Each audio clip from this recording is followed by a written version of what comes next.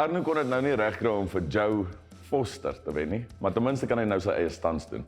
Ek is nou terug by Mooikraans Venue and Garden en Nadine, ek seker jy beplan weer iets lekker vir ons vandag. Joe, jy sal my nie glo nie, maar ek het nie vandag vir jou werk nie. Voel te goed om daar te wees, maar Ek het vir jou 'n uitnodiging. Jy is genooi na Danny en July se feestafel. Okay, so wat moet ons bring? ons moet die tafeldekor vat. Okay. In die kleure July en Danny's daar. Ek geweet daar's weg, nee. Dit was 'n catch. Dit was 'n catch. Ek ons gaan kry tafeldekor. Weet jy hoe baie goed het 'n mens nodig om 'n tafel te dek? Ek dink ek gaan hierdie oud bord vat, want dis 'n lekker vleisbord waarop ons die steaks kan sny. Ek gaan 'n kers vat en 'n glasfles. Doen nie hele tafel vat nie. Joe, kyk, ons het nou al ons goed. Maar omdat hierdie 'n feestafel is en ons moet hierdie twee kleure gebruik, het ek besluit ek gaan hierdie bord in July verf Ja. en die in Danny. Ja, dit kan mooi wees. Nadien, nou dat ek aan die verf is, hoe beplan jy om hierdie kleure te gebruik? Ek gaan wel my glasfles nog 'n kans gee om droog te word en dan gaan ek wegspring met Danny's ster op die kers. Het die verf enige effek op die kers as jy hom in die brand steek? Nee, dit is waterbasis, so daar is geen effek nie. Ek gaan net nie te naby aan die lont verf nie. Okay, ek is klaar met my houtborde. Nadien, sê my, is daar enige tegniek wat 'n mens gebruik as jy op die glas moet verf? Eerste belangrike wenk is om 'n verfkwas te gebruik van goeie kwaliteit. Volgende belangrike wenk is om altyd te wag dat jou eerste verflaag droog word voordat jy jou volgende verflaag aanwend. En dan natuurlik goed skoonmaak voordat jy begin met lakverdunner en minstens 40 minute wag voordat jy begin verf. En dan sy eerste laag is op, nou net wag dat dit droog word en dan die tweede laag aanwend. Ek en Nadine gaan net gou wag dat hierdie verf droog raak en 'n tweede laag opsit en dan sommer gou vir Danny en July bel om te hoor of haar styk gaan wees. Sien julle net nou.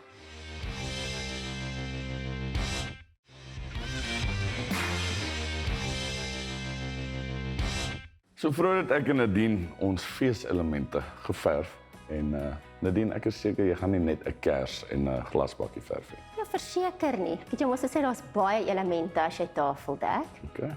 Ek het 'n lapservet. Ek werk op 'n natuurlike weefstof. Ek gaan my lapservet doop in water, enige oortollige vog uitdroog. Wat die vogtigheid op die lap doen, dit help dat die kleur sal meer egalig gebeur wanneer jy jou lap verkleur. Ek gooi July in die water. Dis ongeveer 50 ml. Daar is nie 'n resep nie. Dit hang af hoe sterk jy die kleur wil hê. So hoe sterker, hoe meer verf voeg jy by. Nou vat ek my lapservet en ek doop dit in my gekleurde water. Hoe lekker lyk dit? Ek sal pak slaag kry as ek dit met Debbie se lappe doen. Ja, sy sien wat die eindproduk gaan wees nie. Ek droog net uit, maar belangrik Joe is dat hy nie op 'n wasgoedlyn gaan hang nie. Ons gaan hom mooi plat laat droog. As jy onegaligheid sien, vryf jy dit mooi in. En hierso is een wat nou al klaar droog is. Kyk hoe mooi lyk dit.